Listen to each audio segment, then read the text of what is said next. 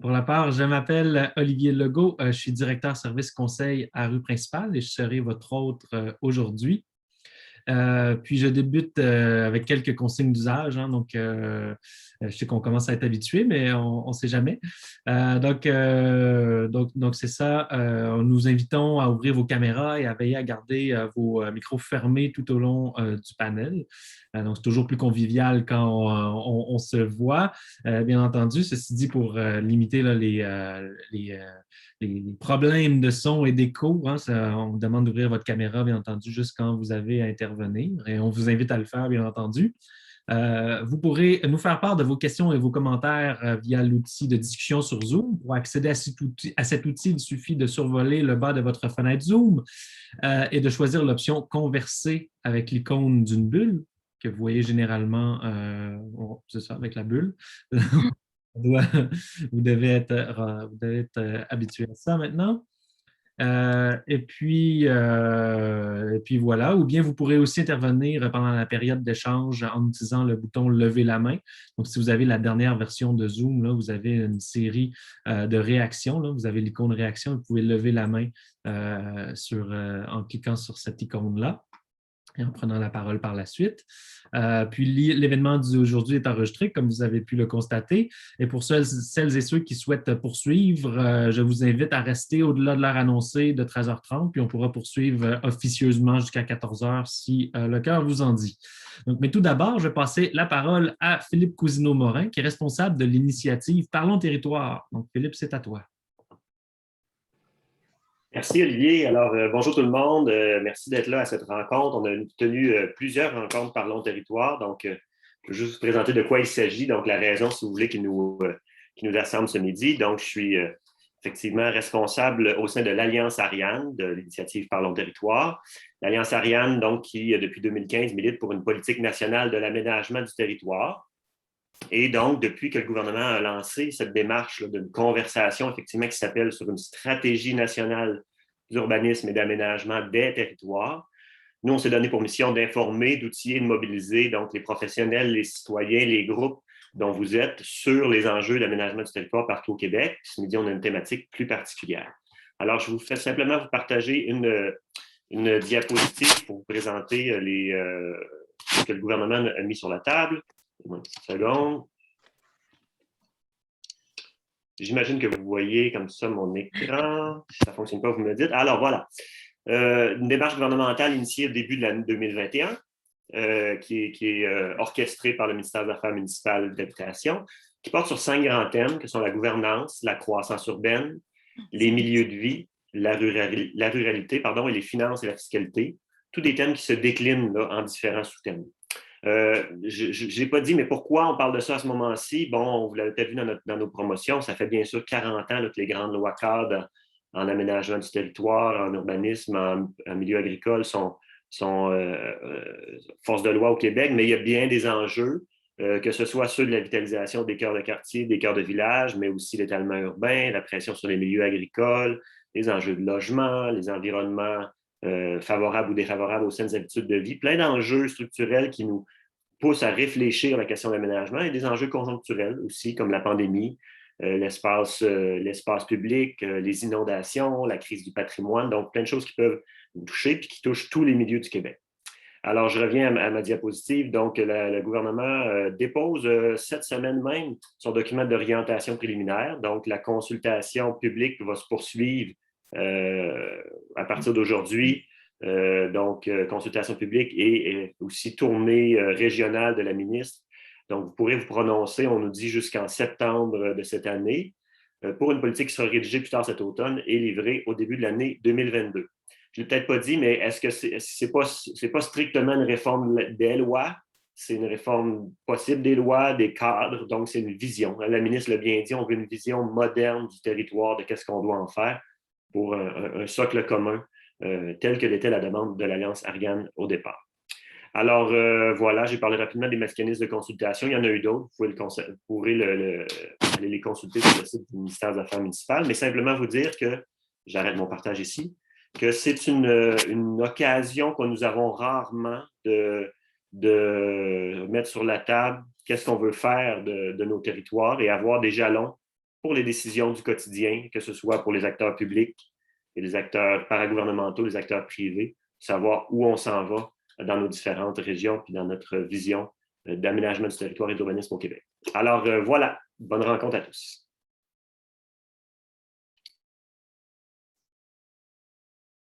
Je ne voulais pas déranger, mais j'ai perdu en fluidité de transition, désolé.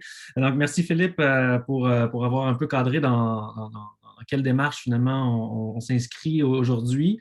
À cela, je voudrais poursuivre la mise en contexte en se disant, comme trame de fond finalement, à cette discussion d'aujourd'hui, il y a la définition même de c'est quoi un cœur de ville ou un cœur de village.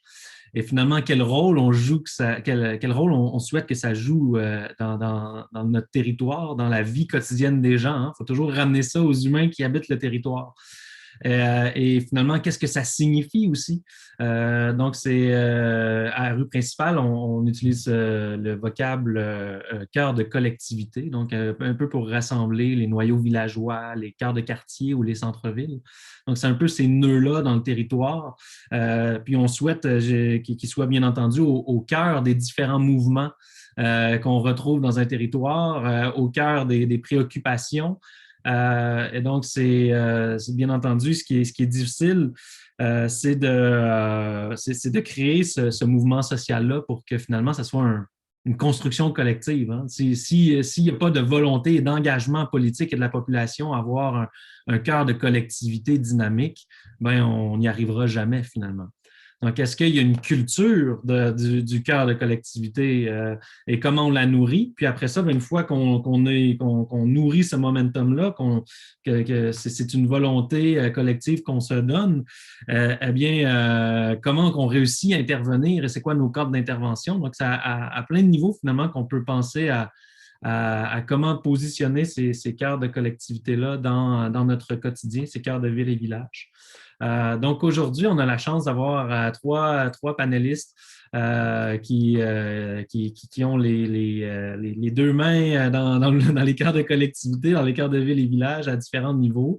Donc, premièrement, on a Cathy Poulain, qui est la mairesse de Val-David, merci d'être là. Cathy, elle doit gérer une urgence en même temps, gérer un drame qui apparaît. Oui.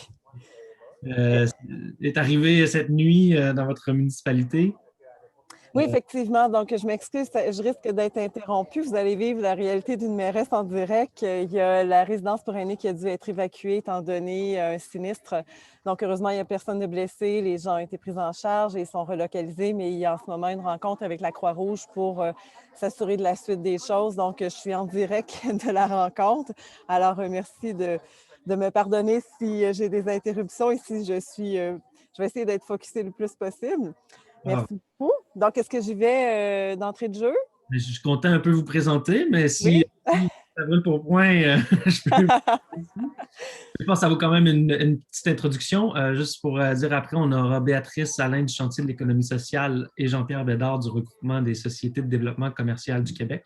Donc, on vous présentera, bien entendu, lorsque votre tour viendra. Donc, on va commencer avec Cathy Poulain, qui est impliquée à Val-David depuis plusieurs années dans différents projets, événements communautaires et culturels. C'est aujourd'hui, en tant que mairesse, qu'elle a le plaisir d'aller à la rencontre des citoyens, de les écouter afin de contribuer positivement à la construction d'un milieu de vie épanouissant qui correspond aux aspirations et aux besoins de la population val-davidoise. Donc, pour ceux qui ne savent pas, hein, Val-David est quand même la chance ou bien le mérite d'avoir un cœur villageois qui est très dynamique et vivant et qui fait l'envie de beaucoup de villages au Québec. Donc, Madame Poulain, on vous écoute. Merci beaucoup. Merci pour l'invitation. Merci pour votre présence. Alors, effectivement, vous l'avez dit, c'est un privilège à Val-David d'avoir un cœur villageois si vivant.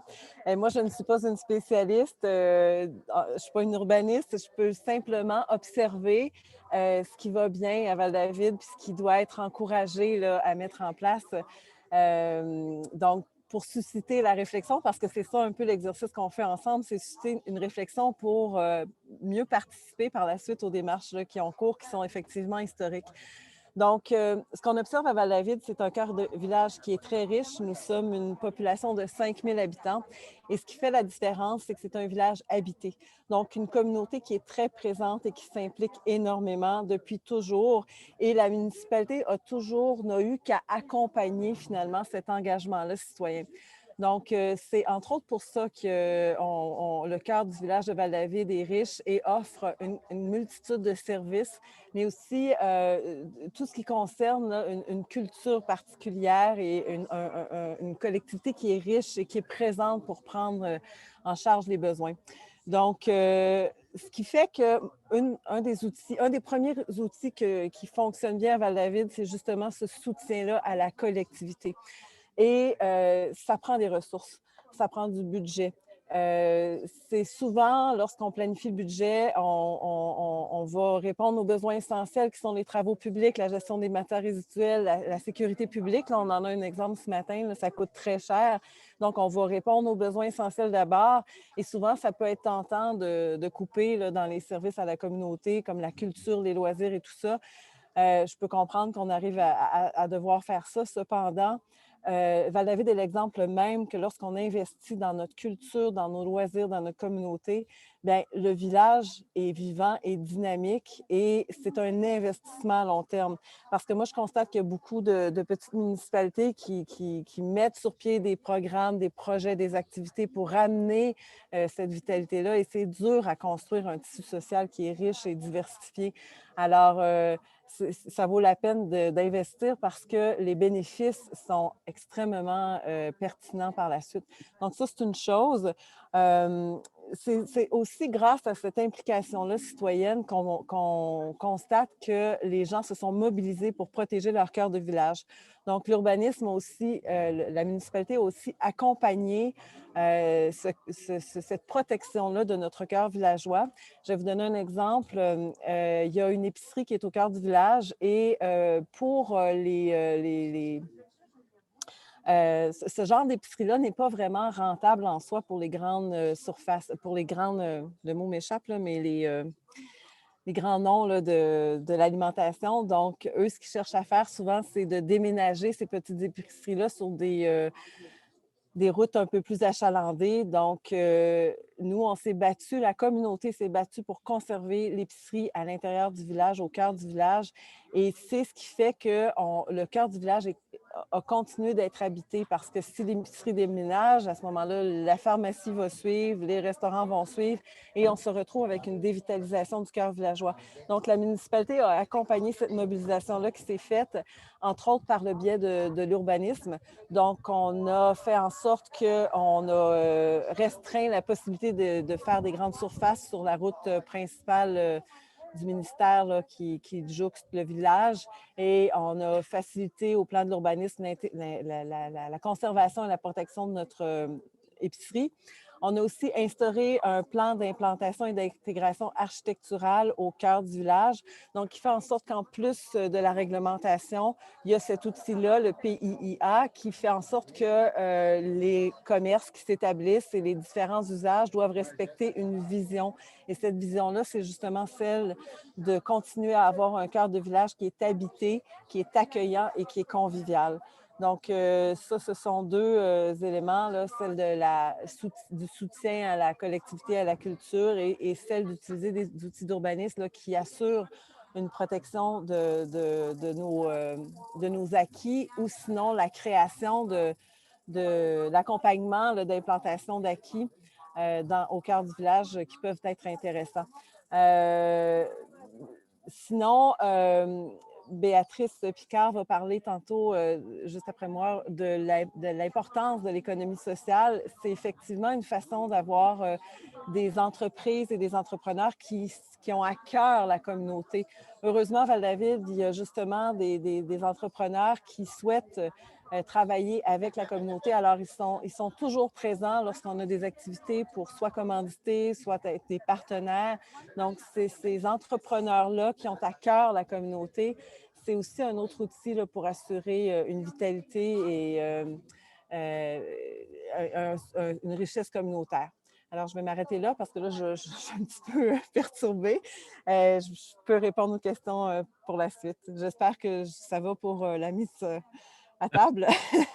Ah, merci. Tu sais, on entend beaucoup finalement l'importance de cette implication-là de la communauté, que ça soit finalement une préoccupation qui est constante, qui occupe la communauté, de garder ses services, d'avoir un endroit où on resserre les rangs au sens propre et figuré, finalement la communauté prend vie. Oui, effectivement. Puis si je peux juste me permettre d'ajouter, c'est que, étant donné ce cœur de villageois très habité, ça fait en sorte que ça répond à d'autres enjeux que sont, par exemple, le transport, parce que la mobilité est plus facile, étant donné qu'on a accès plus simplement aux services, et ça permet une densification du cœur villageois, donc une réduction des coûts municipaux, là, si ce n'est que, par exemple, la gestion des matières résiduelles. Donc, étant donné qu'on a une densité, ça permet une réduction de certains coûts municipaux. Puis ça, il faudra peut-être en discuter, mais c'est quelque chose. L'idée de densifier un cœur de village comme Val-David, là, qui est à 1 heure de Montréal, où les gens viennent s'établir puis ont envie de nature, ça peut être un peu, ça peut paraître à contresens là, de construire des multifamiliaux au cœur du village alors qu'on veut avoir accès à la nature. Mais c'est un enjeu, c'est une préoccupation qu'il faut discuter parce que si tout le monde s'étale et s'en va à l'extérieur sur des terrains et habite vraiment à l'extérieur des cœurs villageois, à ce moment-là, il y a une préoccupation environnementale et aussi des coûts engendrés pour ça. Donc ça, c'est une question qu'il va falloir vraiment, il va falloir aller au fond de cette question-là là, dans nos réflexions sur le développement de nos régions. Absolument. Voilà. C'est bien d'entendre qu'un village qui tend à se densifier, mais dans un contexte où justement la nature est un de ses attraits principaux. Donc, il y a une manière de bien faire les choses dans chaque contexte. Hein, puis il ne faut pas tout le temps voir la densification comme des siplex dénoués d'arbres et d'arbres entourés de stationnements en dessous de lignes électriques, comme des fois on se l'imagine, la densité, et comme elle existe pour vrai dans beaucoup d'endroits. Donc, c'est un peu normal qu'on ait cette image-là. Mais, donc, il faut trouver un moyen de mieux densifier et que tout ça soit en phase avec l'identité des différents milieux, bien entendu. Donc, pour continuer la discussion, nous avons Béatrice Alain, qui est directrice générale du chantier de l'économie sociale depuis août 2018, donc membre de l'équipe du chantier depuis 2010. Elle a été responsable des relations avec les partenaires régionaux du Québec ainsi que des dossiers internationaux. Elle devient en 2016 directrice des partenariats et du développement jusqu'à sa nomination à la direction générale. Parallèlement à ses fonctions au chantier, en 2016, Mme Alain devient directrice générale de l'organisation du Forum mondial de l'économie sociale. Mme Alain est également coprésidente du TIESS, organisme de liaison et transfert d'innovation en économie sociale et au service du développement des territoires au Québec, et a été jusqu'à tout récemment présidente de CITES, organisation internationale pour le partage et le transfert de connaissances et de bonnes pratiques en économie sociale. Donc, Mme Alain détient un baccalauréat en économie et sciences politiques et titulaire d'une maîtrise en relations internationales. Donc, on vous laisse maintenant la parole, Mme Alain. Bon, bonjour tout le monde, merci d'être là. J'allais dire, comme Cathy Poulain, que je ne suis pas l'experte sur tout ça. Je pense que la réalité d'avoir vraiment les deux mains dans le développement territorial est beaucoup plus à l'échelle des maires, des conseillers municipaux, des acteurs sur le terrain. Mais c'est peut-être des fois utile d'avoir une espèce de vision d'ensemble qui renforce les messages des acteurs terrain. Fait que je vais, en toute humilité, vous donner un certain point de vue là-dessus. Je pense que cette réflexion, comme on l'a dit, elle arrive à un moment historique.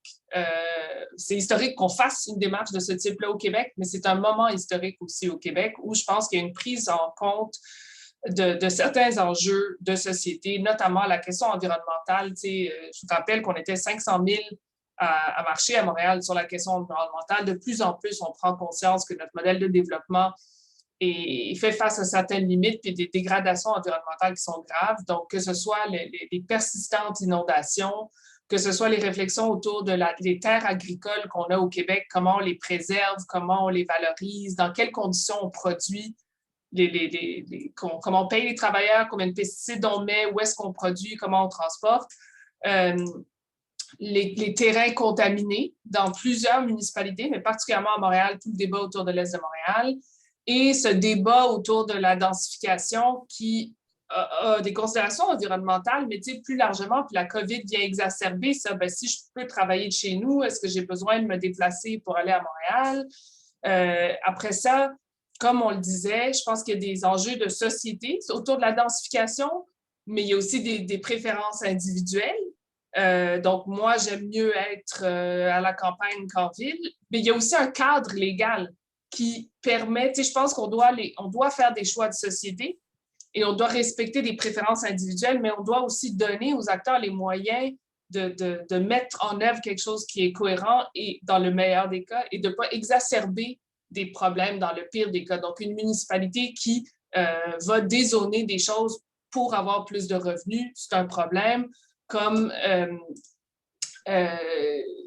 un gouvernement du Québec qui ne va pas considérer l'ensemble du terrain agricole, etc. Donc, il y a des choix de société, mais il y a aussi des forces qui font qu'on n'agit pas nécessairement dessus avec toute la cohérence qu'on pourrait. L'autre gros enjeu, je pense qu'on fait face comme société, c'est des questions sociales. Donc, une population vieillissante où il y a des enjeux d'accessibilité de l'ensemble du territoire. Est-ce que nos villes sont adaptées pour des personnes à mobilité réduite, pour des mères avec des poussettes? Est-ce que nos transports sont adaptés? Si ma mère n'a pas les moyens, ne peut pas conduire, est-ce qu'elle a une façon de se déplacer à son rendez-vous médical pour aller à l'épicerie, etc., sans pouvoir conduire une voiture? Est-ce qu'il y a un autobus? Est-ce qu'il y a un service de transport?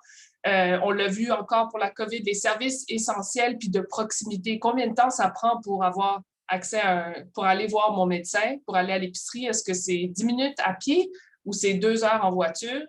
Donc, toutes ces questions d'équité sur notre territoire, mais aussi de vitalité. On a parlé beaucoup de la culture québécoise, la vitalité culturelle, notre patrimoine historique, nos églises, puis notre infrastructure religieuse, nos accès aux berges du fleuve, comment on s'est développé, comment on les maintient, comment on les valorise, comment on donne accès à tout le monde, puis comment on favorise donc une certaine cohésion sociale là-dedans, que ce soit la communauté pour l'ensemble de la communauté et pas nécessairement les plus nantis qui ont les moyens de s'acheter le condo dans le building le plus beau du village. La question aussi des espaces verts, on l'a vu dans la COVID, il y a des quartiers à Montréal qui n'ont pas d'espace vert. Quand il y a un enjeu comme la dernière année, on voit à quel point ça a des répercussions, pas juste environnementales, mais sociales.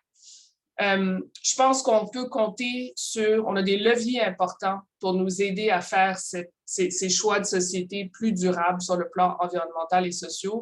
D'abord, on voit de plus en plus un souci autour du développement local, entre autres parce qu'il y a des régions qui se vident, parce qu'il y a un enjeu à Montréal de territoires dévitalisés, très vitalisés, de surchauffe, etc. On a vu le gouvernement du Québec qui se soucie de comment on répartit les responsabilités, les mandats du développement local. Oui, de donner plus de pouvoir aux municipalités, mais aussi certaines structures régionales, accès à entreprises, des comités d'investissement Québec, etc. Puis en même temps, il y a des difficultés là-dedans. Alors, il y a des enjeux de palier.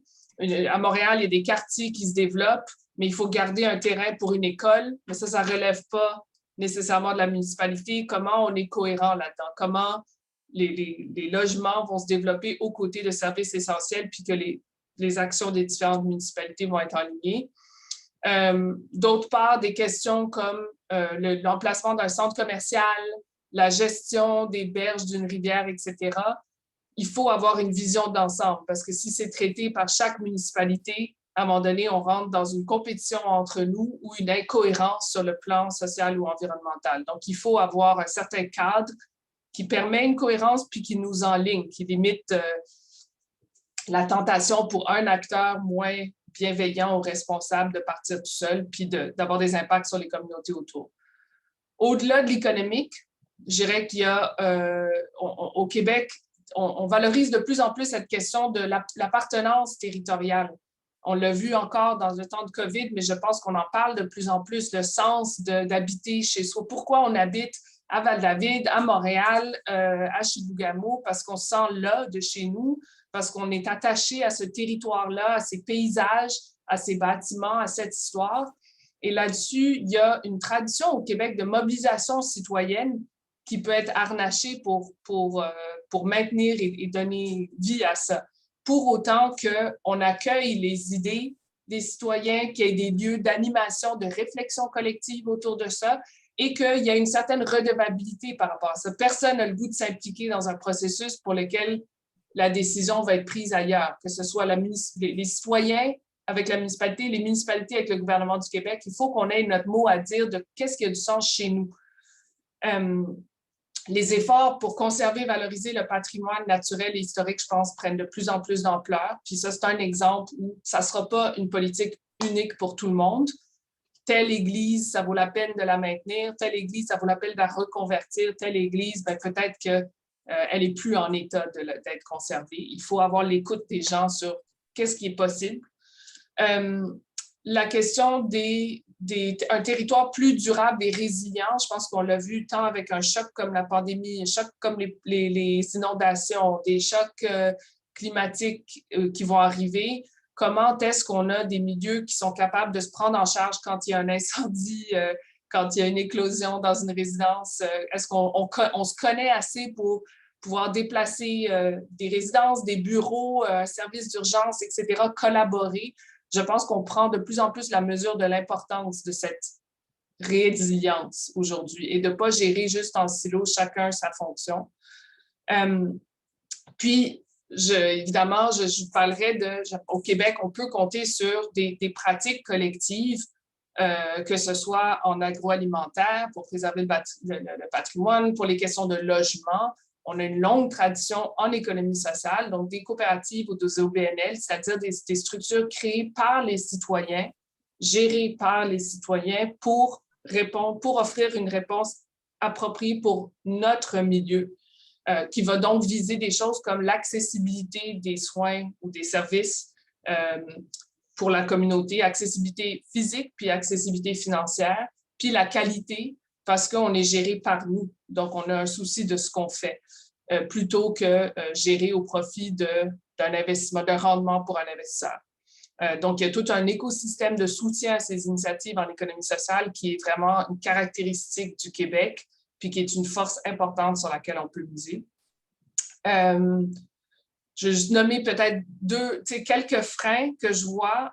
D'abord, puis je pense que la question des moyens des municipalités, j'ai le privilège de parler avec des municipalités qui sont vraiment engagées pour le développement de leur milieu, mais il y a une limite à ce qu'on peut faire avec une petite municipalité, peu de moyens, peu de temps. Alors, comment est-ce qu'on peut renforcer la capacité des municipalités de mettre en commun certains efforts ou de contribuer à des réflexions plus larges ou d'être accompagnés par les communautés, par leurs citoyens pour faire quelque chose collectivement et pas faire tout reposer sur leurs épaules. Je pense qu'il y a une méconnaissance des modèles de développement. Donc, on pense toujours à public ou privé, qu'une entreprise privée va venir nous sauver pour faire des résidences pour les aînés, pour maintenir un commerce au cœur du village, pour gérer, etc. Alors qu'on a encore une fois toute une tradition puis des exemples partout au Québec de la communauté qui vient puis qui se prend en charge. Donc, je pense qu'on ne développe pas assez le réflexe collectif et on manque de ressources partout au Québec pour concerter, accompagner, avoir les expertises d'accompagnement pour ces projets collectifs. Donc, dans certains secteurs, dans certaines municipalités, ça se passe très bien, mais je pense qu'on pourrait faire mieux. Puis le dernier point, c'est que je pense qu'on a aussi, il faut reconnaître qu'il y a des intérêts économiques privés avec des objectifs très étroits, puis très peu de redevabilité autre que leurs actionnaires.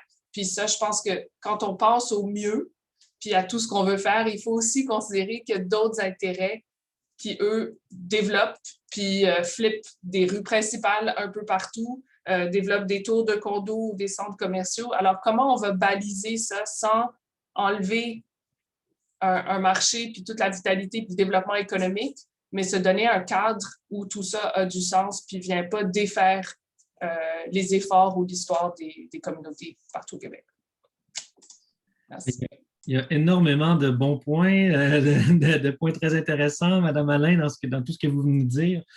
Dans tout ça, je pense que ce qui est intéressant pour le présent exercice, entre autres, là, c'est de trouver cet équilibre-là entre nourrir les initiatives locales et faire en sorte que les gens qui veulent s'engager vont avoir l'impression de ne pas avoir, d'être maître de leurs décisions quelque part au niveau local, mais en même temps de se donner un cadre de référence qui est le même pour tout le monde, puis qui met OK, voici la barre à laquelle on commence, mais peut-être qu'on a besoin de plus d'argent ou de moyens pour mettre en œuvre nos différents projets dont la population locale, les acteurs locaux sont les mieux placés pour déterminer la nature, là. Donc, bref, on va continuer dans les discussions après les mots d'introduction de M. Bédard. Mais il y a déjà bien des éléments qu'on peut placer qui sont très intéressants pour parler des cœurs de villes et villages. Donc, Jean-Pierre Bédard du regroupement des sociétés de développement commercial du Québec. Donc, Jean-Pierre a œuvré pendant plus de 25 ans auprès d'organismes voués à la diffusion des arts et de la culture. Donc, directeur des communications au théâtre Périscope de 91 à 97. Il a travaillé également dans le milieu des arts visuels au sein d'organismes comme la Chambre Blanche, Vidéo Femmes et Avatar. Il a également occupé le poste de directeur général pour la station radiophonique CKRL 89.1, le théâtre de l'Aubergine et le théâtre Périscope. De 2010 jusqu'à sa fermeture en mars 2015, il était le directeur général adjoint du CLD de Québec. Son engagement social l'amène à siéger également sur plusieurs conseils d'administration, dont la compagnie de cirque Flip Fabrique, la Société du domaine Mézeray, le conseil de quartier de Montcalm, le Quai développement interculturel et Vivre en ville. Donc, Jean-Pierre Bédard est le directeur général de la SDC Montcalm Quartier des Arts depuis 2016 et depuis octobre 2019, président du regroupement des SDC du Québec. Donc, Jean-Pierre, c'est à toi. Merci, Olivier. Alors, bonjour tout le monde. Écoutez, je vais faire du pouce un peu sur, évidemment, ce qui a été mentionné déjà par mes deux collègues qui ont pris la parole juste avant moi. Mais tout d'abord, je voulais quand même vous dresser une idée de ce que c'est une société de développement commercial. En fait, c'est quelque chose qui existe depuis une quarantaine d'années ici au Québec, ce sont des sociétés qui ont été créées sous l'égide de la loi des cités et villes et qui sont encadrées par des règlements municipaux, puis qui permettent de stimuler la vitalité économique en offrant aux gens d'affaires un milieu dynamique, créatif et compétitif. Donc, c'est un organisme à but non lucratif avec une gouvernance un peu de style de nos BNL, c'est-à-dire donc ce sont des membres élus et cooptés qui forment le conseil d'administration, qui engagent bien souvent une ressource pour faire la direction générale et une équipe éventuellement pour créer des actions qui permettent d'intervenir au niveau du développement économique, mais aussi de l'aménagement urbain, de l'organisation d'événementiels puis la promotion du secteur.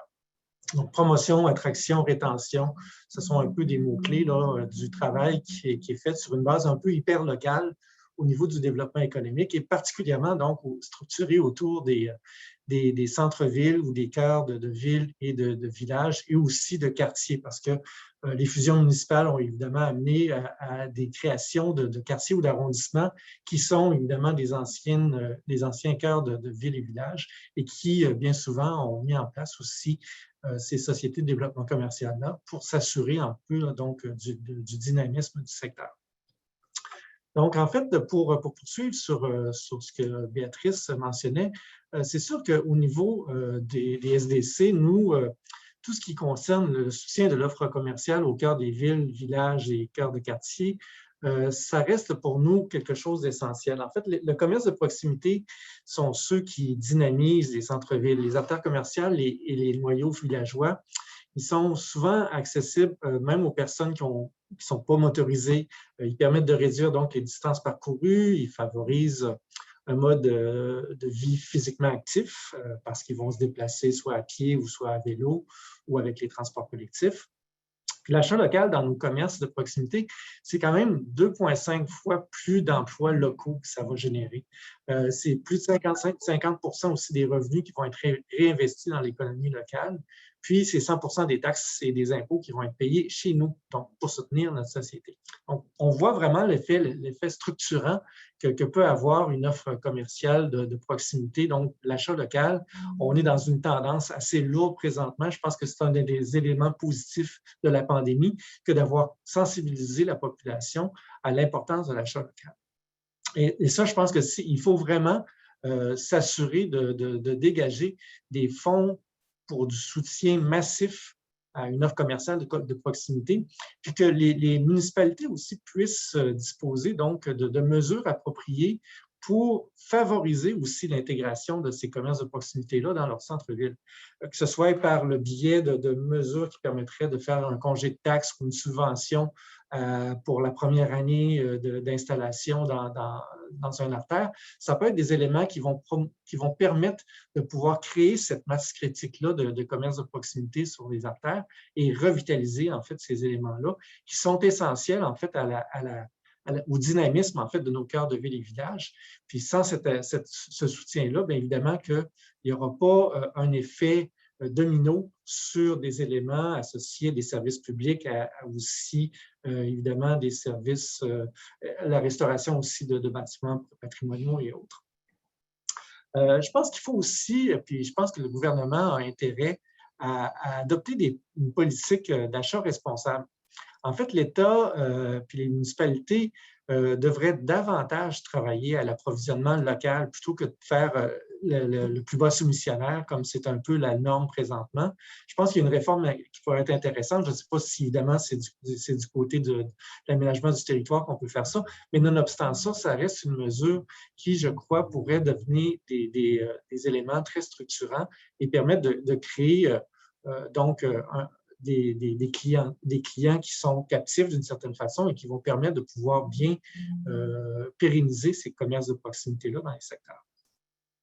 Il y a des retombées, évidemment, et encore une fois économiques, mais aussi, encore une fois, environnementaux et sociaux qui vont être intéressants avec des mesures comme celle-là. Moi, j'aime bien, en fait, je vais vous parler en fait de quelque chose que je trouve intéressant qui a été mis en place en France. En fait, c'est une initiative qui s'appelle le programme programme Action Cœur de Ville. C'est un programme qui regroupe 222 collectivités qui sont bénéficiaires d'un plan national d'action de cœur de ville. Donc, ce sont des villes de densité moyenne qui ont mis un partenariat d'investissement dans la municipalité avec l'aide du gouvernement pour faire de la réhabilitation, de la restructuration de l'habitat au centre-ville, faire du développement économique et commercial, créer de l'accessibilité, de la mobilité, des connexions, la mise en valeur des espaces publics et du patrimoine et l'accès aux équipements, aux services publics. Donc, c'est vraiment quelque chose de très structurant, un projet dans lequel le gouvernement français a mis 5 milliards d'euros sur 5 ans pour permettre vraiment là, à peu près à toutes ces collectivités-là de pouvoir créer vraiment un plan d'action et de faire un peu le principe de ce qu'une société de développement commercial fait, donc dans leur cœur de village, et créer donc des éléments d'un plan d'action qui va permettre la revitalisation de ces cœurs de petites municipalités ou de moyennes municipalités. Et je pense que quelque chose comme ça qui serait fait via la politique d'aménagement du territoire pourrait être un outil très intéressant pour renforcer et consolider les cœurs de ville et villages. Donc, ça prend un soutien technique et financier donc aux municipalités pour s'assurer qu'on va pouvoir bien requalifier nos cœurs de ville. Il faudrait aussi être en mesure de pouvoir cartographier de façon adéquate quelles sont les zones associées à de l'activité commerciale et économique.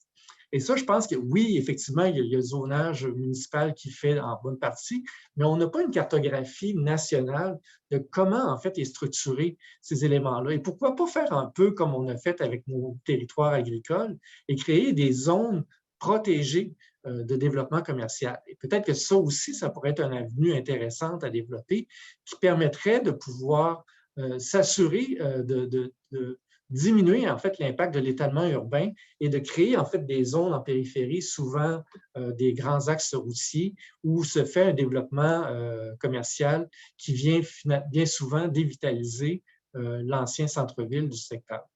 Alors ça, je pense que c'est des éléments qui sont très importants qu'il faudrait vraiment s'assurer de travailler.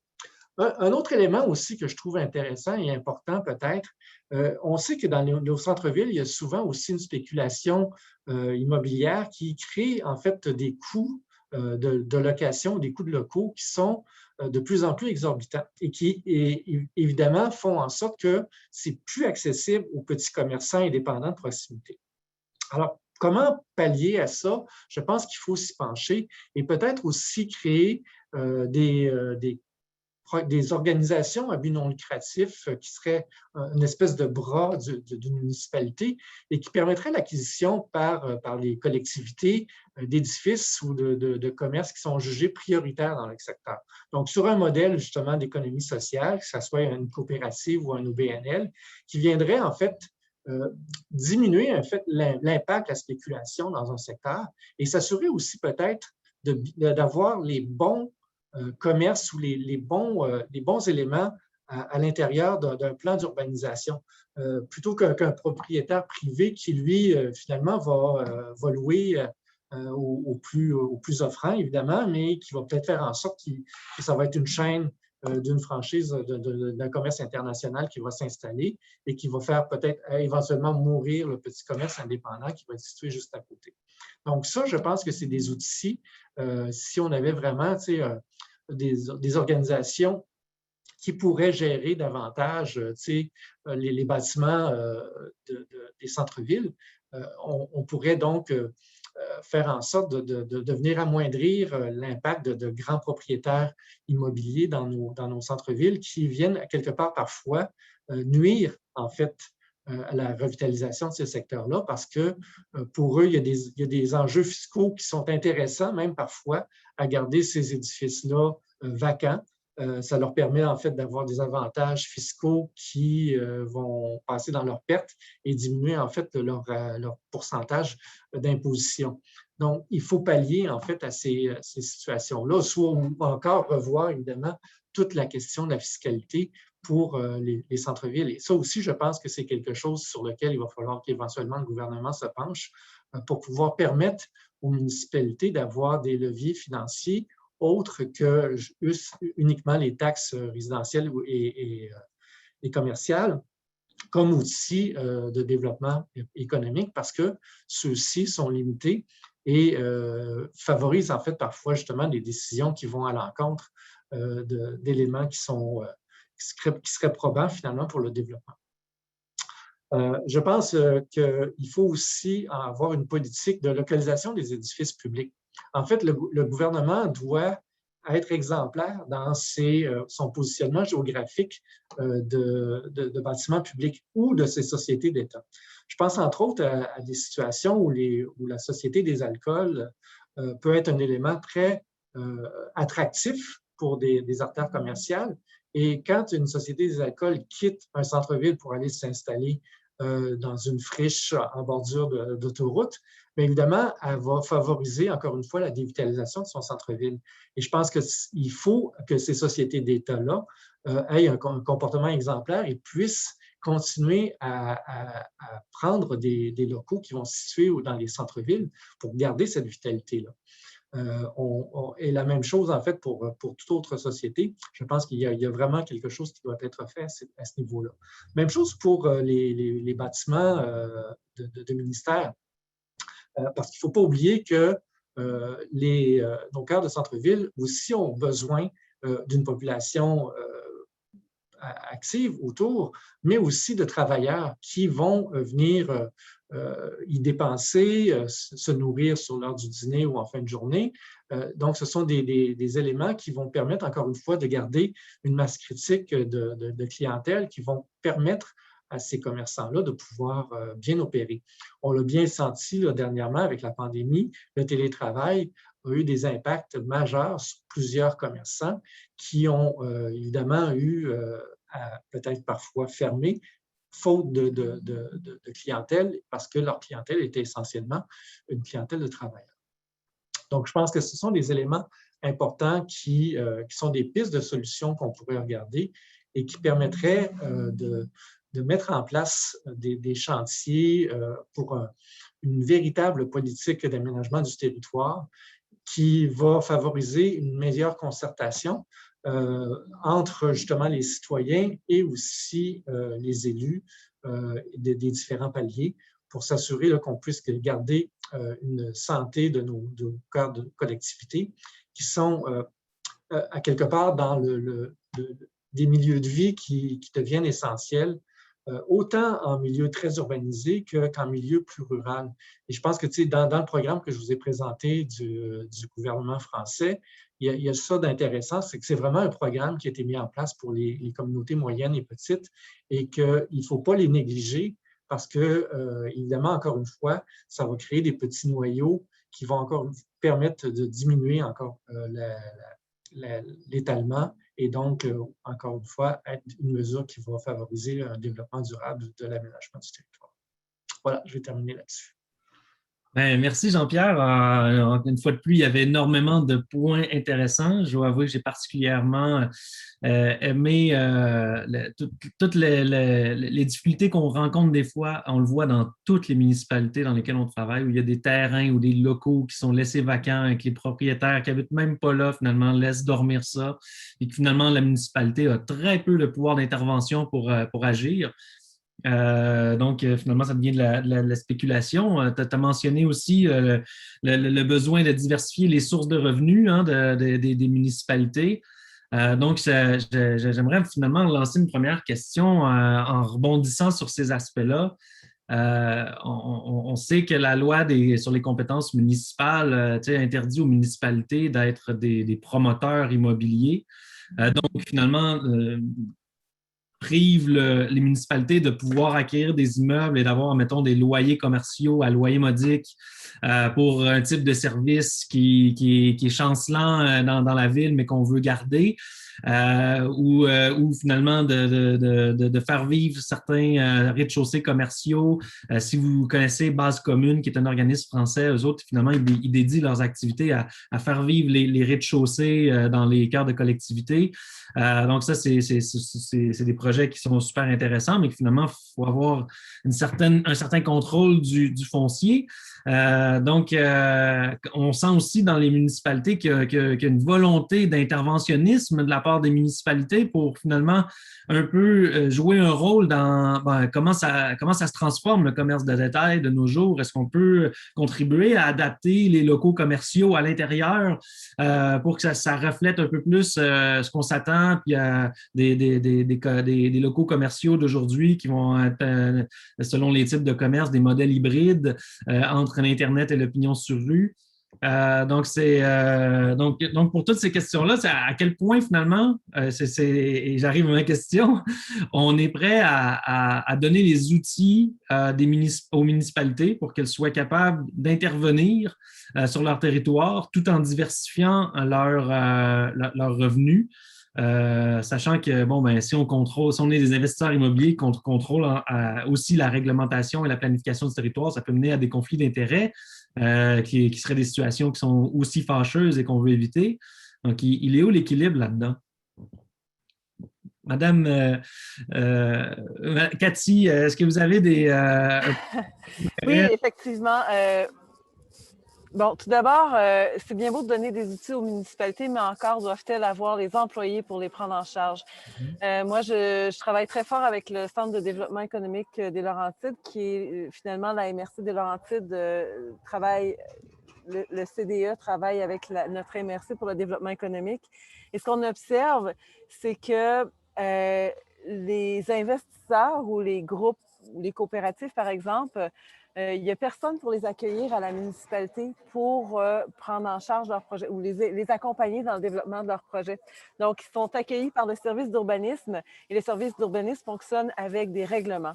Donc, souvent, dans les petites municipalités, on n'a simplement pas les ressources pour utiliser efficacement ces outils-là dont on parle.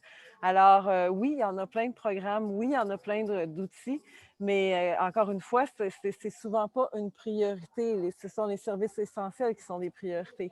Donc, j'abonde dans le sens qu'il faut diversifier les revenus des municipalités pour justement faire en sorte qu'elles aient accès à ces ressources-là, à ces employés-là ou à ces services-là qui vont pouvoir accompagner.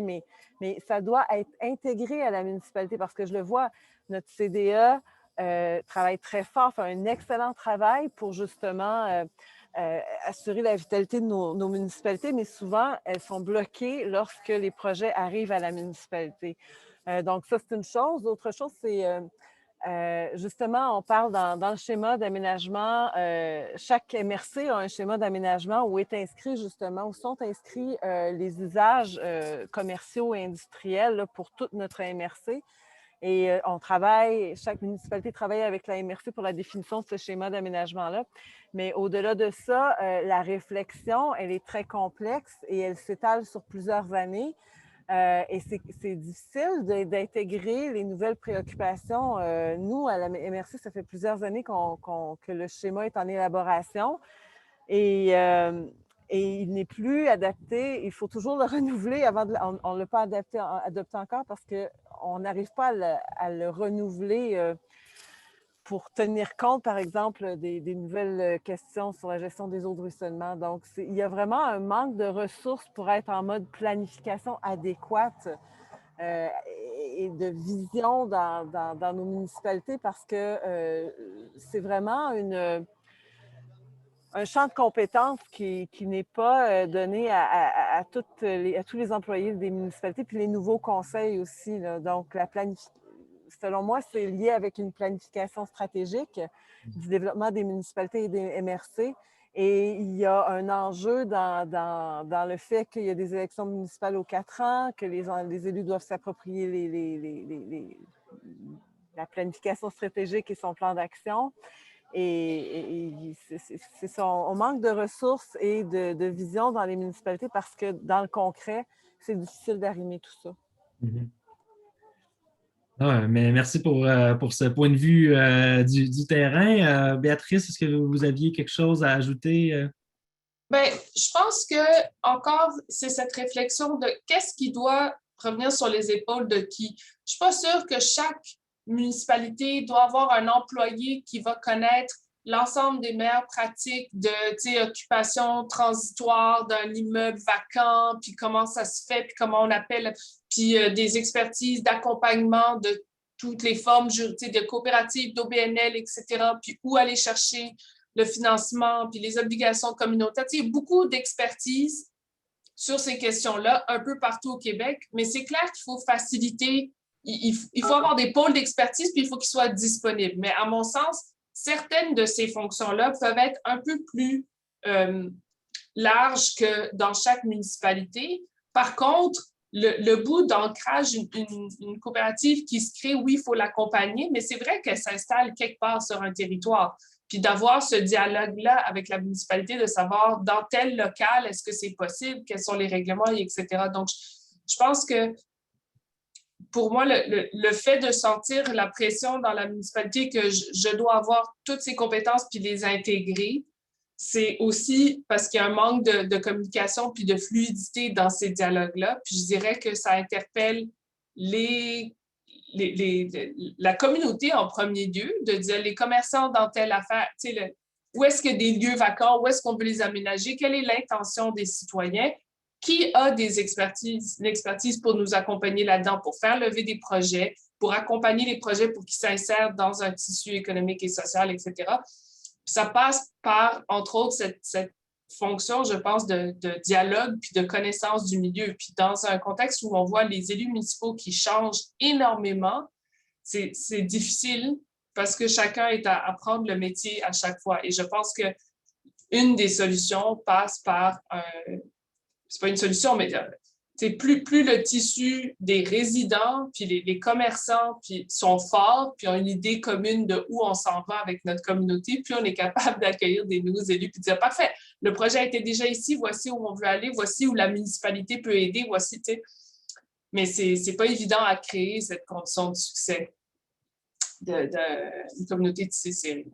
Absolument, absolument. Puis c'est un travail sur le long terme, hein. Ça ne se crée pas du jour au lendemain.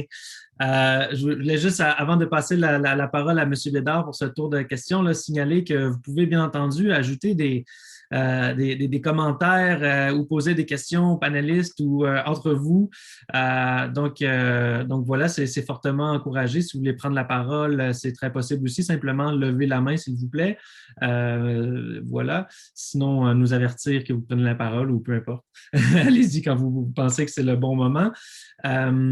Donc, c'est ça la question finalement de base, c'est il faut se remettre dans l'objectif de la rencontre qui est On parle du territoire, quel rôle on souhaite pour nos cœurs et nos villageois, quelles sont les limites pour qu'elles atteignent, qu'elles jouent ce rôle-là pleinement. Qu'est-ce qu'on aimerait changer dans la manière dont on fonctionne en profondeur? C'est cette discussion-là qu'on veut avoir. Est-ce qu'on a besoin de changer les lois? On parle ici de financement. Est-ce qu'on a besoin de changer de financement? Comment on travaille ensemble? Est-ce que la MRC, on souhaite qu'elle soit plus forte? Est-ce qu'on veut ramener les CLD? Donc, M. Bédard, à ce sujet, étant donné que vous avez travaillé longtemps sur les CLD, mais non, on se disait finalement, la question que j'avais lancée était plutôt à quel niveau on veut que les municipalités puissent intervenir sur leur territoire et être maîtres chez elles, finalement.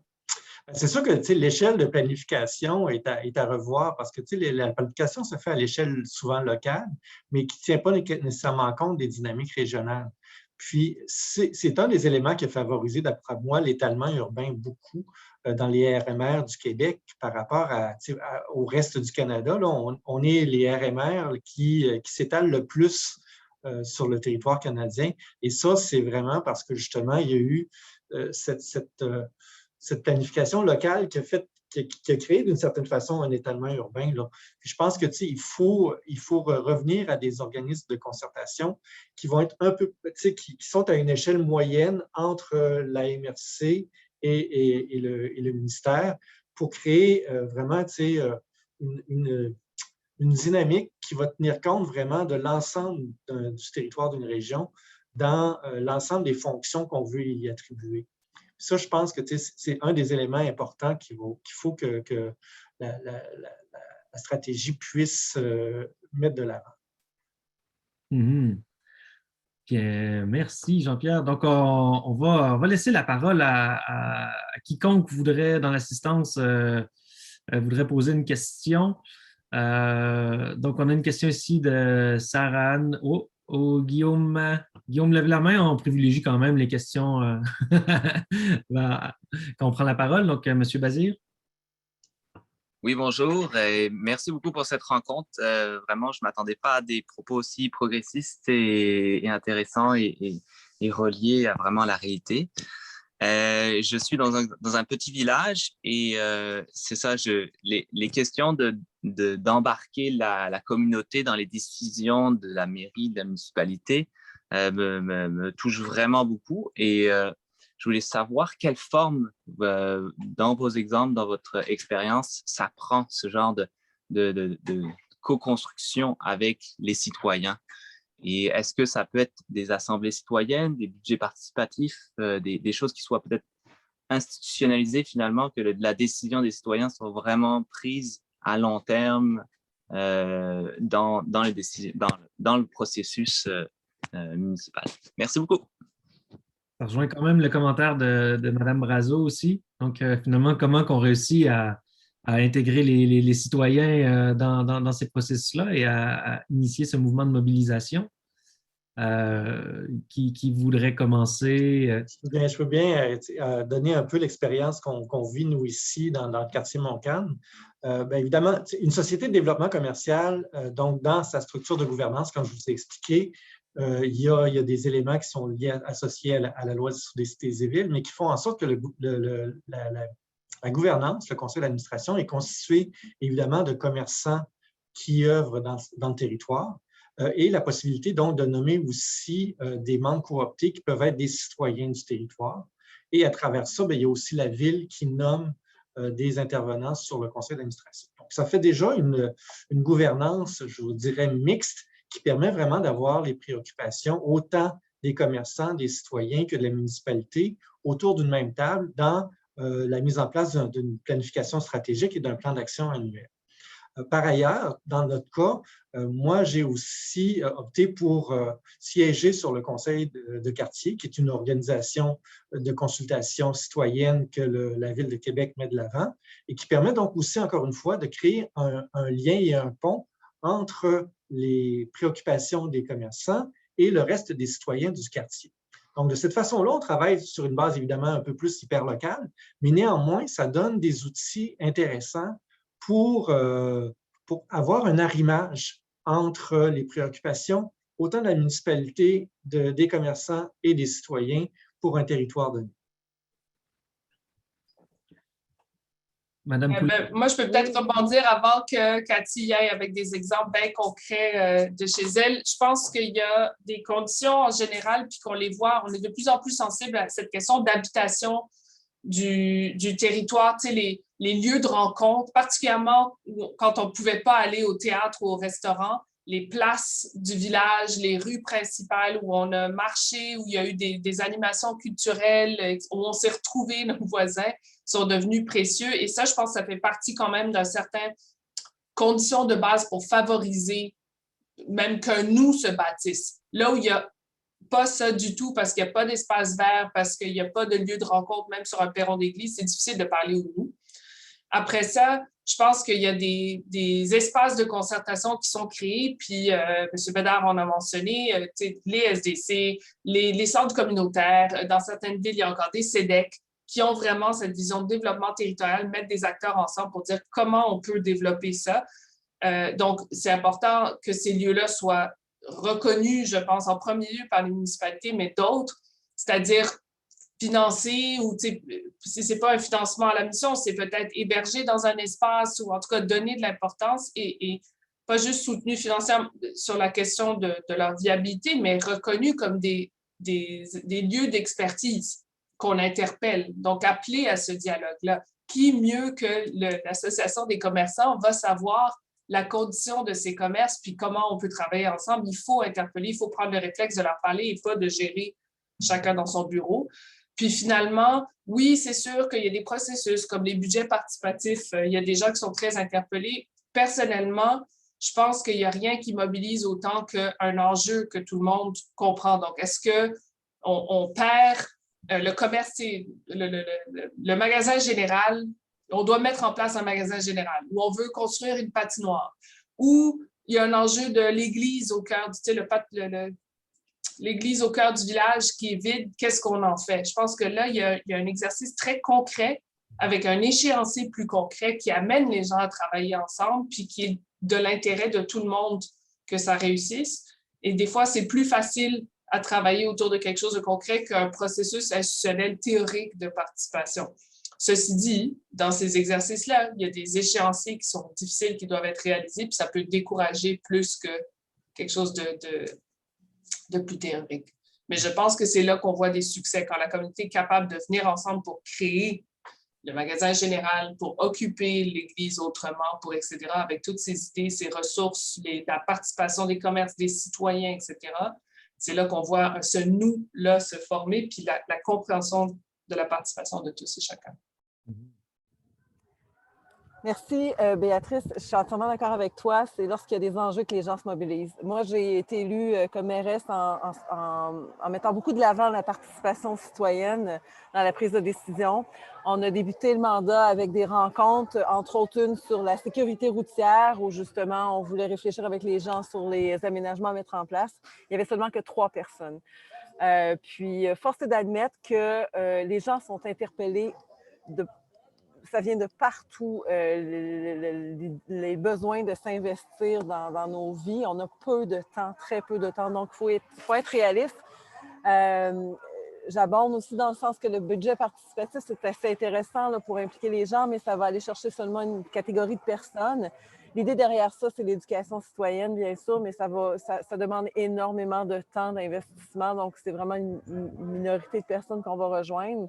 Donc, moi, au cours de mon mandat, j'ai constaté que finalement, c'est difficile d'aller rejoindre les gens et il faudrait investir dans l'éducation citoyenne de façon générale au Québec pour que les gens sentent que c'est leur milieu de vie qu'on développe, qu'on prend en charge et qu'ils ont leur mot à dire. Donc ça, c'est au plan long terme et plus global, mais sinon, spécifiquement parlant, je suis entièrement d'accord aussi que ça prend des enjeux très concrets avec des échéanciers où les gens savent qu'ils vont soit perdre quelque chose ou soit gagner quelque chose. Et là, ils vont s'impliquer. Là, effectivement, s'ils tiennent à leur caisse populaire et que du jour au lendemain, on leur dit bien, il n'y en aura plus de guichet de service, là, les pétitions vont rentrer. Comment ça qu'il ne s'est pas passé quoi que ce soit avant ça? Donc, il faut savoir reconnaître les enjeux là, à venir et dire, il y a ça qui s'en vient, il y a cette opportunité-là, il y a ce danger-là. On a besoin de vous. Puis malheureusement, c'est en train de se développer. On est en train de développer des outils de participation citoyenne efficaces qui sont légitimes et qui permettent la reddition de comptes. Parce que moi, j'aimerais ça, là, sur ma page de mairesse de Facebook, dire « Êtes-vous pour ou contre telle chose? » Puis avoir des gens qui répondent. Mais ce ne serait pas légitime comme moyen. Cependant, il y a de plus en plus d'outils qui existent, qui sont accessibles et qui sont reconnus pour leur efficacité puis qui sont légitimes. Donc, oui, demandez à vos conseils municipaux d'investir dans ce genre d'outils-là.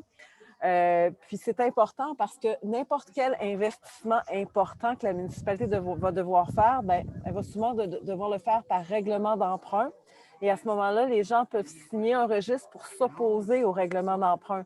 Donc, si on veut acquérir un immeuble pour aménager, par exemple, une coopérative d'artisans, bien, ce montant-là, il va être soumis à un registre. Et comme je le disais d'entrée de jeu, c'est souvent dans ces budgets-là qu'on coupe lorsqu'on veut réduire les comptes de taxes. Et donc, pour que ce soit accepté par la population doit vraiment comprendre l'objectif de cet investissement-là. Et je rappelle que lorsqu'on fait notre campagne électorale, la première question, là, majoritairement, qui est posée, c'est tout concerne le compte de taxes. Et ce qui fait partie, lorsqu'on fait des évaluations sur la qualité de vie des gens, ne pas payer cher de taxes est un événement, c'est un élément principal. Donc, je reviens à dire que c'est difficile d'engager les citoyens, mais justement, je pense que c'est de nommer les gros enjeux, puis expliquer aux gens que soit ils vont perdre ou gagner une opportunité, donner des échéanciers clairs sur « on veut ceci », mais encore une fois, ça doit être structuré comme projet. Alors, il faut impliquer la municipalité dans ça et quelques acteurs importants pour aller chercher les gens. Mais oui, les projets les plus porteurs, ceux qui s'intègrent le mieux dans les municipalités, c'est ceux qui sont compris et supportés par la population. Tout à fait. C'est très important. Ce qu'on réalise aussi du côté de rue principale, c'est nous, on prône beaucoup le fait qu'il y ait quelqu'un qui est en charge du centre-ville. On appelle ça les chargés de projet d'habitude ou les chargés du centre-ville. Puis d'avoir quelqu'un qui est reconnu, qui fait le tour de tous les commerçants, puis qui est connu dans la municipalité, puis qui fait le pont entre les différents services de la municipalité, puis qui fait du lobby pour le cœur villageois ou le centre-ville.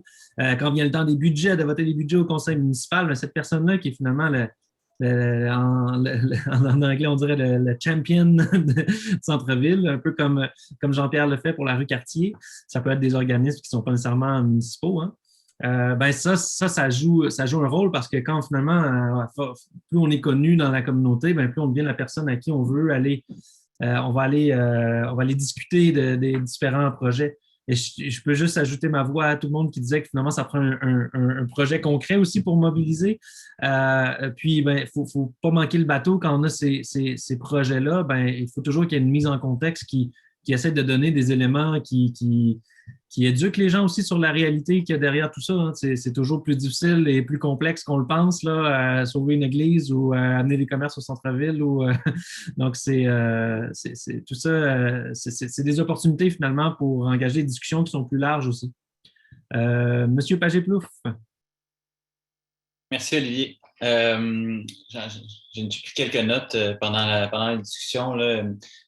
J'ai notamment entendu Monsieur Bédard parler de l'idée de cartographier finalement les zones prioritaires de développement commercial, ce qui veut dire par ailleurs cartographier des zones qui ne sont pas prioritaires pour du développement commercial. C'est un peu l'idée là, de dire trop de commerce tue le commerce à un moment donné. Là. Si on s'éparpille partout, on ne consolide pas les efforts.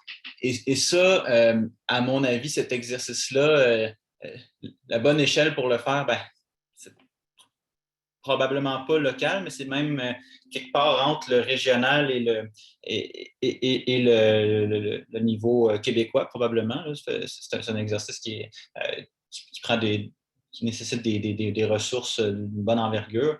Et là, je me pose la question, quand on fait ce genre d'exercice-là, comment ben, d'une part, quel organe de gouvernance peut faire ça, là. J'imagine que la MRC pourrait y participer si on lui donnait les moyens.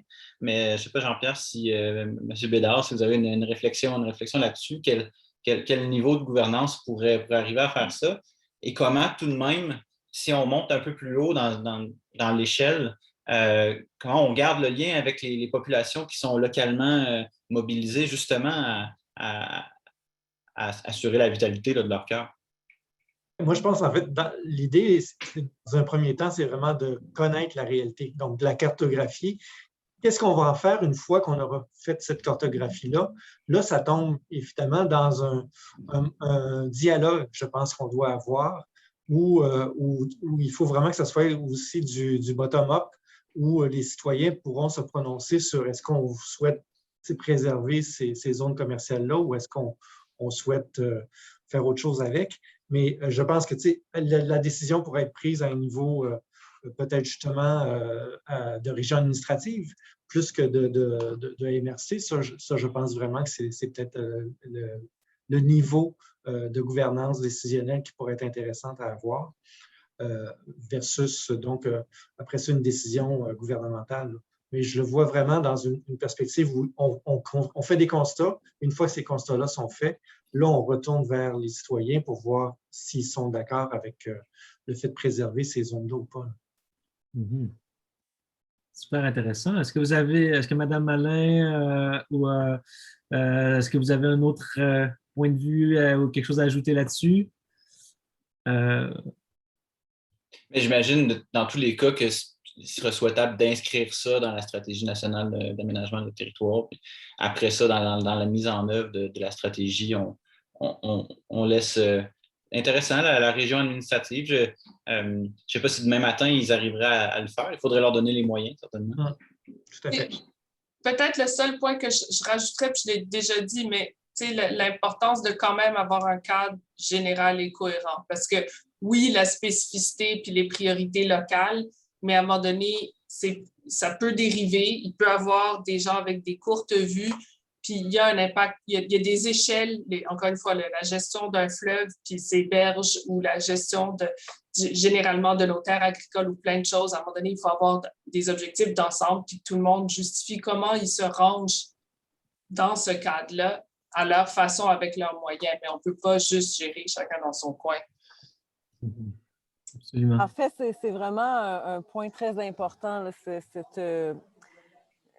l'idée d'avoir des besoins locaux puis une vision locale versus une vision globale avec des besoins globaux. Et cette dichotomie-là, elle est vraiment très complexe, mais c'est central à la réflexion.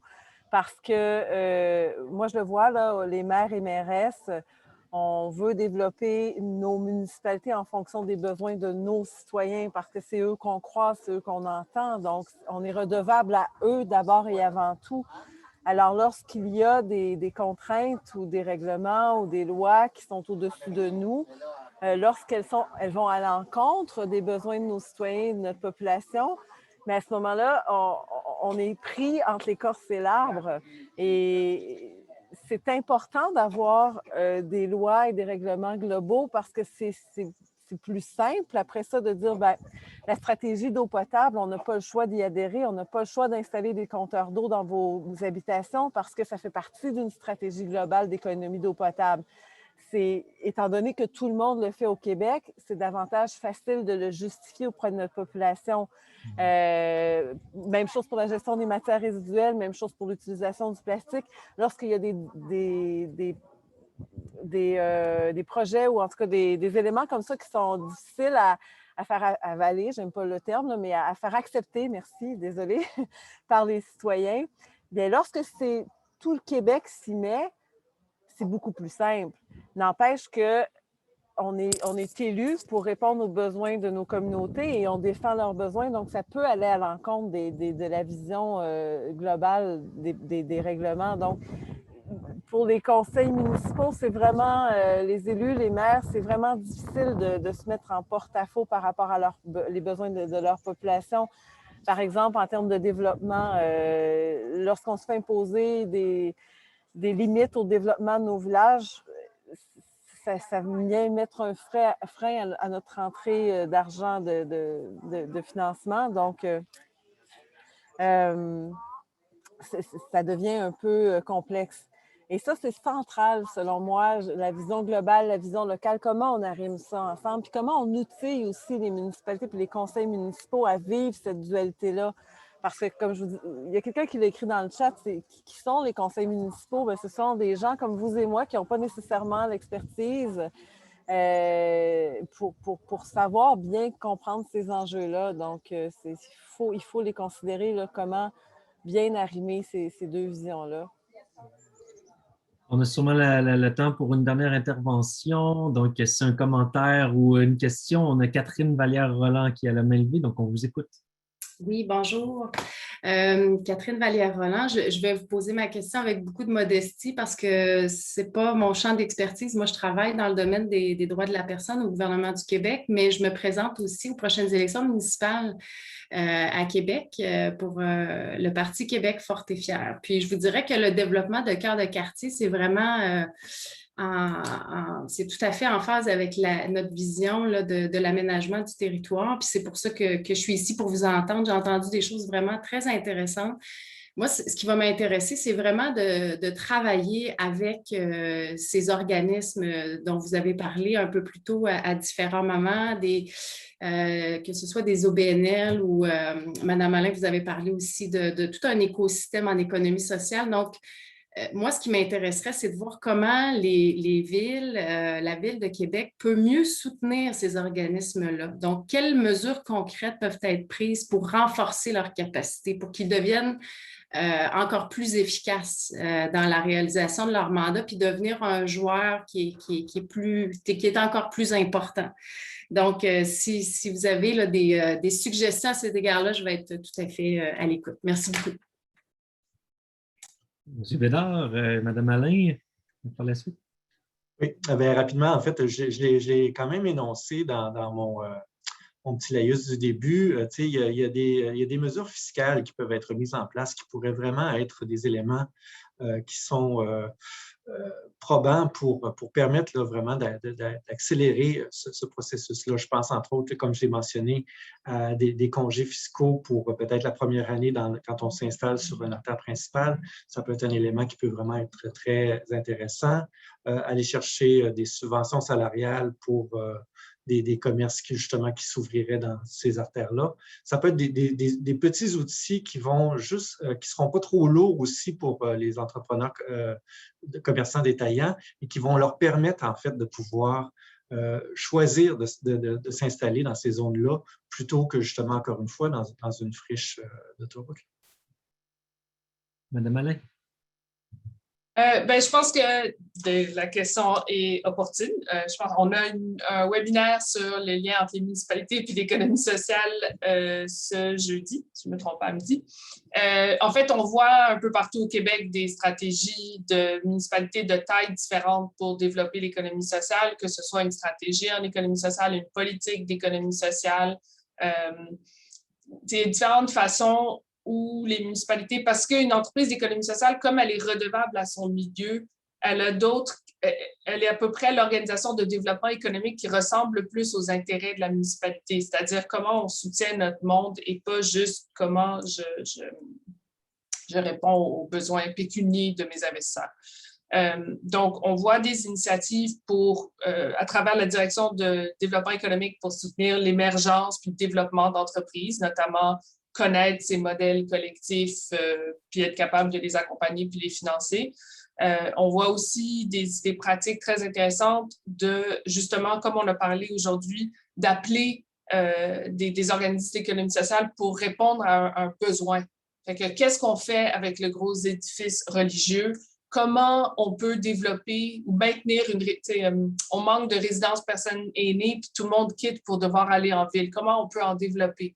Etc. Comment on va gérer un programme de, je sais pas, la question des nouveaux immigrants ou d'itinérance, etc. Les organismes d'économie sociale sont plus en mode solution qu'en offre de service et donc sont des bons lieux pour avoir ces discussions-là ou pour gérer des infrastructures. Donc, j'ai un building municipal, comment on peut le rendre plus accessible pour des usages transitoires, pour des services de loisirs ou culture, ou etc.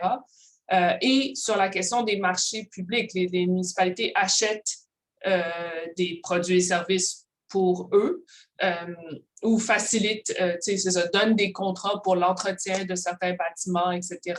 Là aussi, c'est un levier intéressant pour renforcer les moyens et les capacités de ces organisations qui sont, elles aussi, au service du développement local et régional. Puis je dirais, bon, il y a des acteurs, les pôles d'économie sociale dans chaque région, puis notamment dans la capitale nationale. Le pôle d'économie sociale de la capitale nationale connaît à la fois les entreprises d'économie sociale sur le territoire, mais aussi les structures puis outils de soutien. Donc, est un bon premier point avec qui réfléchir à ces questions. Mmh. Puis à cet égard, si je peux ajouter, Béatrice, il y a eu... le gouvernement a changé sa loi règlement sur l'octroi des contrats en appel d'offres pour intégrer la clause fait local au Québec. Donc, on a dû revoir nos règlements pour l'octroi d'appel d'offres pour intégrer cette clause-là. N'empêche que c'est fait local dans tout le Québec. Alors, moi, à Val-David, ça fait en sorte que ça ne protège pas nécessairement ça ne met pas de l'avant nécessairement mon économie locale. Donc, c'est un bon pas, mais selon en tout cas, ce qu'on observe, c'est que c'est peut-être pas suffisant là, pour vraiment soutenir l'économie sociale et faire en sorte que le local, c'est pas c'est intéressant que ce soit partout au Québec, on s'entend. Mais pour mon microcosme régional, ce serait intéressant de pouvoir aller plus loin encore. Puis, j'ajouterais que je suis d'accord, tout à fait, Béatrice, tantôt tu as dit que effectivement, les municipalités n'ont pas à avoir toute l'expertise pour accompagner le développement de leur municipalité. C'est tout à fait vrai. Cependant, il doit y avoir quelqu'un à la municipalité qui possède cette responsabilité, qui a cette responsabilité-là de travailler avec les organismes sur le territoire. Et souvent, cette personne-là, il n'y en a pas. Il n'y en a pas parce que depuis des dizaines d'années, il y a de plus en plus de responsabilités qui incombent aux municipalités. Avant, on ne s'occupait pas des camps de jour, du développement économique, de plein de choses. Et au fur et à mesure qu'on constate que les municipalités peuvent être très agiles et surtout, elles ne peuvent pas faire de déficit. Donc, on reçoit de plus en plus de responsabilités et le financement ne vient pas avec. Donc, on est de plus en plus serré à la gorge. Il y a des municipalités où ça va très, très bien parce que, si on parle de Mirabel, pour ne nommer qu'elle, par exemple, il y a beaucoup d'entreprises qui s'installent, tout ça, et les revenus sont très élevés, mais la plupart des petites municipalités, on n'a que le foncier, c'est-à-dire que le compte de taxes des citoyens qu'on doit sans cesse augmenter pour pouvoir répondre à ces responsabilités-là qui nous incombent de plus en plus. Donc, c'est primordial d'avoir un autre levier de financement que le foncier parce que sinon, on fait du développement, mais c'est les citoyens en bout de ligne qui doivent le financer là, à travers leur compte de taxes. Et ça, moi, je l'observe à Val-David. On est la municipalité, on a une super belle offre de services et d'activités, mais le village s'embourgeoise. Et il y a plus d'équité dans le village. Et parce que, entre autres, les maisons valent de plus en plus cher. Ça, c'est le marché qui en est responsable. Mais le compte de taxes vient avec. Et puis, c'est un gros problème, cet embourgeoisement-là, parce que, comme je le disais au début, ce qui fait le caractère unique de Val-David, c'est entre autres la diversité, la richesse de sa communauté. Donc, s'il n'y a plus cette diversité-là à cause d'embourgeoisement, bien, on perd beaucoup. Donc, c'est pas normal que, justement, un village qui va bien comme Val-David, bien, on s'embourgeoise puis qu'on ne soit plus capable d'accueillir des citoyens de qui ont divers revenus. Donc, la question du financement des municipalités est très, très importante parce qu'on aura beau avoir des organismes qui travaillent avec nous, des MRC, des ministères et tout ça, c'est vraiment nous, au final, qui avons les deux mains dans le développement de la municipalité. Je vais finir sur le fait que les MRC, au départ, ce sont des créatures administratives. Et elles aussi, elles ont de plus en plus de responsabilités et ce n'est pas tout le temps bien accueilli par les municipalités parce que on se sent un peu qu'on se fait imposer ou en tout cas qu'ils ne sont pas au fait de nos besoins. Donc, si on décide que les MRC ont davantage de responsabilités, bien, il va falloir aller au bout de cette réflexion-là pour savoir comment c'est accueilli par les municipalités qui, au final, payent les quotes-parts des MRC. Donc, si on va de l'avant avec une plus grande responsabilisation des MRC, un plus grand qui joue davantage un rôle dans le développement de nos municipalités, bien, ça va devoir se faire en concertation avec les municipalités. C'est très intéressant, ça. Donc, Samuel, je suis désolé, on va peut-être poursuivre la discussion après 13h30. Là. Mais là, on est à une étape où on essaie d'avoir un petit mot de la fin en 1 minute de nos conférenciers, de nos panélistes. Donc, Mme Poulin, je pense que vous venez d'appuyer sur les modes de financement et de gouvernance, pardonnez-moi. On a aussi parlé de cet équilibre-là entre la volonté locale et finalement ce cadre de référence commun. Donc, on a parlé de mobilisation citoyenne et de soutien aux parties prenantes. On a parlé de lien avec de l'expertise disponible, que ce n'est pas nécessairement les municipalités qui peuvent avoir ça au sein même de leur organisation. Donc, entre bien d'autres sujets. Mais dans votre mot de la fin, Madame Allain, pour commencer, ce serait quoi l'enjeu qui est primordial à aborder dans la stratégie nationale sur l'aménagement en ce qui a trait au cœur de villes et villages pour vous? Je pense que la question du développement territorial est une affaire collective, est une affaire qui nous concerne tous.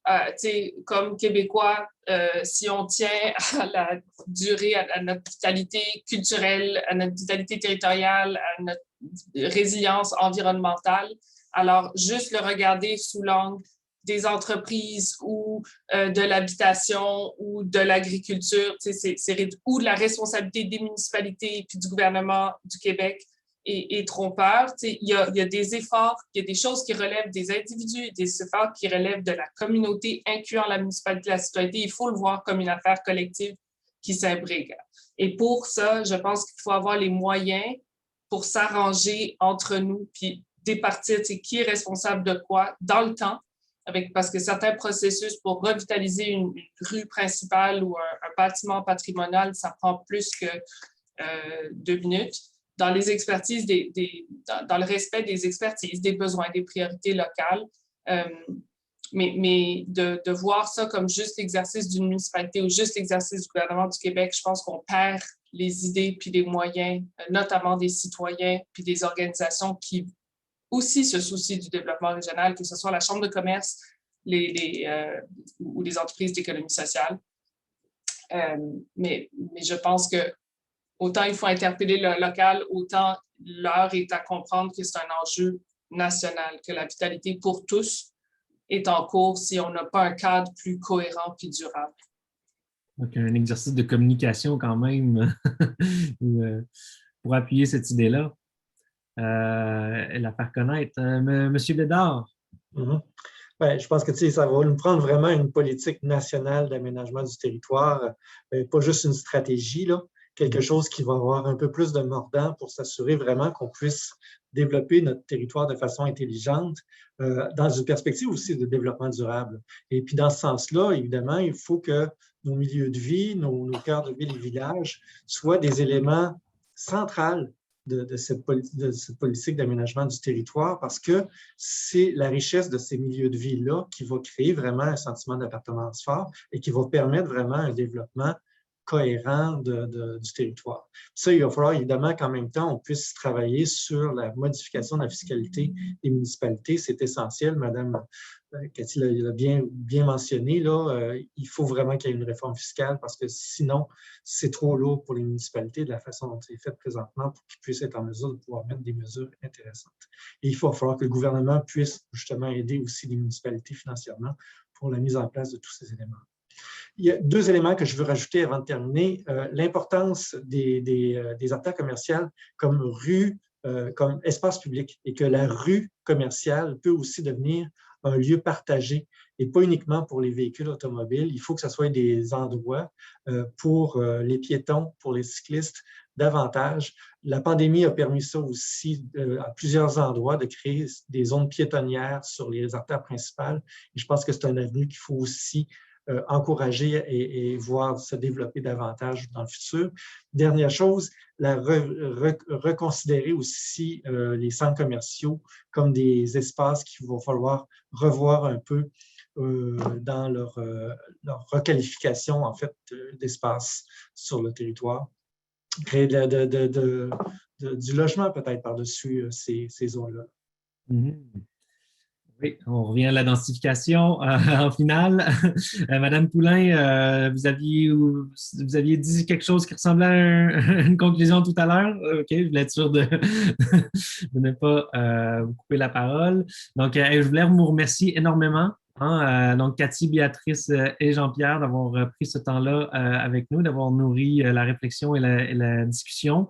On voit qu'il y a énormément de travail à faire pour mieux prioriser, mettre les efforts aux bons endroits. Je peux être d'accord avec Jean-Pierre pour ma part d'avoir ce réflexe cœur de collectivité ou cœur de ville et village au centre de la stratégie d'aménagement et qui se décline dans toutes ces déclinaisons et même qu'on apprenne à créer des milieux qui créent ces synergies-là. On en voit trop souvent là, des centres culturels qui sont construits aux marges de la ville encore au Québec, dans les différentes villes.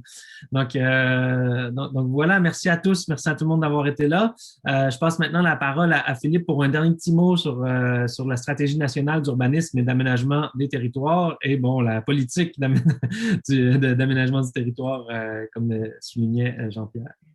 Merci, Olivier. Alors, c'est simplement pour souligner aux gens dans la salle les prochaines étapes. Je vous félicite pour la riche conversation. Je n'ai pas besoin de répéter tous les thèmes que tu as dit qu'on avait discuté, mais je pense s'il y avait des gens qui avaient des doutes entre les liens d'une politique d'aménagement du territoire et les enjeux de centralité, on les a tous mis sur la table. Ils sont là. Alors, je vous repartage une dernière fois mon écran pour vous dire que les prochaines étapes, c'est entre autres votre participation aux consultations gouvernementales. J'imagine que vous voyez mon écran à ce moment-ci. Sur le site du ministère des Affaires municipales et de l'Habitation, vous retrouverez là, les documents parce qu'il y aura une consultation publique. Les documents sont disponibles dès cette semaine, puis vous serez appelés à vous exprimer. Peut-être pas tant sur les solutions, parce qu'on ne les a pas tous listés. Là. On ne finit pas notre rencontre avec une liste de solutions, mais on finit avec des éléments d'une vision commune. Puis je pense que c'est ça qu'on est à la recherche et qu'on doit, comme le signait dit Jean-Pierre, rehausser la barre, notamment là, pour nos rues commerciales, nos cœurs de ville de collectivité. Je vous souligne également qu'on a d'autres outils et événements qui se poursuivent avec Parlons Territoire. Vous pouvez consulter notre site web et on a un événement le 22 juin pour la région de Montréal et Laval. Et avec notre mot-clic également Parlons Territoire. Donc, vous aurez d'autres outils pour poursuivre la discussion. Alors voilà, merci à tout le monde. Alors, pour la suite, comme on avait promis que ça devait se terminer à 13h30, on comprend complètement si certains d'entre vous ont déjà quitté ou doivent le faire dans les prochaines minutes.